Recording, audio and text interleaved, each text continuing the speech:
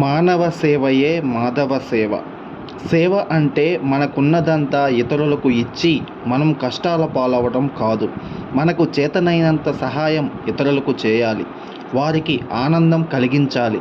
మన విధులను నిబద్ధతతో, నిస్వార్థంతో నిర్వర్తిస్తూ ఆర్తులకు చేయూతనివ్వాలి. స్వార్థభావం వీడినప్పుడు, సేవాభావం అలవర్చుకున్నప్పుడు మాత్రమే మనిషికి నిజమైన సుఖశాంతులు లభిస్తాయి. మన కోసం చేసిన పని ఎంత గొప్పదైనా మనతోనే అంతమవుతుంది. పరుల మేలు కోసం చేసే సేవ మాత్రమే మనల్ని చిరస్మరణీయుల్ని చేస్తుంది. అందుకే తోటివారికి తోడ్పడటంలో ఉన్న ఆనందం మరి దేనిలోనూ లేదు లభించదంటారు విజ్ఞులు. ఇతరులకు ఎలాంటి సేవ చేసినా నిష్కల్మషమైన మనసుతో చేయాలి. అదే మాధవ సేవ. ఆ సేవే భగవంతుడికి ప్రీతికరమైనది. దానికి మెచ్చిన మాధవుడు మన హృదయంలోనే కొలువై ఉంటాడు. మన పురాణాలు, ఇతిహాసాలు మానవ సేవయే మాధవ సేవ అని ఘోషిస్తున్నాయి. సేవా తత్పరతను మించిన గుణం లేదంటారు తాత్వికులు. వ్యక్తికి మధ్య సంబంధం సేవతోనే ముడిపడి ఉంటుంది. సేవా నిరతితోనే అనుబంధాలు బలపడతాయి. హృదయ మార్ధవం చిగుళ్ళు తొడుగుతుంది. సేవా గుణం వల్ల ఒంటరిగా ఉన్నామన్న భావనే కలగదు. నిజమైన సేవ ఎలాంటి ప్రతిఫలాన్ని ఆశించదు. ప్రచారాన్ని, ప్రశంసలను కోరుకోదు. తోటివారి శ్రేయస్సును మాత్రమే అభిలషిస్తుంది. సేవ అంటే పరుల మనసును కష్టపెట్టేది కాదు. పరుల కార్యాలను నష్టపరిచేది కాదు. మంచిని ఇతరులకు పంచడం, 10 మందితో కలిసి వారు చేసే పనిలో భాగస్వామి కావడమే సేవ యొక్క లక్షణం.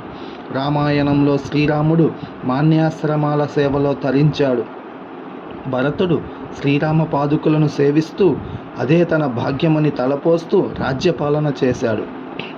ఆంజనేయుడు సుగ్రీవుడికి మంత్రిగా, రాముడికి బంటుగా మెలుగుతూ అద్భుతమైన సేవాధర్మాన్ని ప్రదర్శించి ఉత్తమ సేవకుడిగా నిలిచిపోయాడు. మహాభారతం అంతటా వ్యక్తులు సేవాధర్మాన్ని విపులీకరించే కథలు అనేకం ఉంటాయి. భగవత్ సేవ, పితృసేవ, మాతృసేవ, పతిసేవ, వృద్ధసేవ ఇలా ఎన్నో సేవలకు భారతం ప్రాధాన్యం ఇచ్చింది. యొక్క గొప్పతనాన్ని వివరిస్తూ స్వామి వివేకానంద ఇలా అంటారు: నిర్మలంగా ఉంటూ పరులకు వీలైనంత సహాయం చేయాలన్నదే పూజలన్నింటి యొక్క సారాంశం. పేదల్లోనూ, వ్యాధి పీడితుల్లోనూ ఈశ్వరుణ్ణి చూసి వారికి సహాయం చేసేవాడే నిజమైన సేవకుడు. అతడే ఈశ్వరుడికి ప్రీతిపాత్రుడు. ఒక వ్యక్తి సమాజంలో ఏ హోదాలో ఉన్నప్పటికీ తోటివారి కష్టాలను తొలగించి వారికి చేయూతనివ్వాలి. అప్పుడే అతడు చిరస్మరణీయుడవుతాడు. ఎవరైతే పరుల కోసం జీవిస్తారో వారే నిజంగా జీవించినట్లు, మిగతా వారు జీవించి ఉన్న మృత్యుతుల్యులే అన్నట్లు చెప్పారు.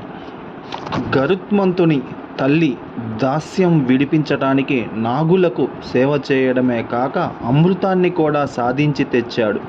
ఇది మాతృసేవ. ధర్మవ్యాధుడి కథ మాతాపితరుల సేవ గొప్పతనాన్ని వివరించింది. భీష్మాదులు ధర్మతత్వం తెలిసిన వారైనప్పటికీ దుర్యోధనుడి పక్షం వహించి పోరాడటం రాజసేవ. సావిత్రి ఉపాఖ్యానం పతిసేవను, వృద్ధసేవను తెలుపుతుంది. అంపశయ్యపై ఉన్న భీష్ముడు ధర్మరాజుకు అపద్ధర్మాలను బోధిస్తూ ఒక్క పావురాల జంట కథ చెబుతాడు. అతడి ఆకలి తీర్చడం కోసం పావురం తనను తాను అగ్నికి సమర్పించుకుంటుంది. ఇది అతిథి సేవ. ఇలా పలు రకాలైన సేవల గొప్పతనాన్ని భారతం విపులీకరించింది. మన కోసం చేసిన పని ఎంత గొప్పదైనా మనతోనే అంతమవుతుంది. పరుల మేలు కోసం చేసే సేవ మాత్రమే మనల్ని చిరస్మరణీయుల్ని చేస్తుంది. అందుకే తోటివారికి తోడ్పడటంలో ఉన్న ఆనందం మరి దేనిలోనూ లభించదంటారు విజ్ఞులు. ఇతరులకు ఎలాంటి సేవ చేసినా నిష్కల్మషమైన మనసుతో చేయాలి. అదే మాధవ సేవ. ఆ సేవే భగవంతుడికి ప్రీతికరమైనది. దానికి మెచ్చిన మాధవుడు మాధవ సేవ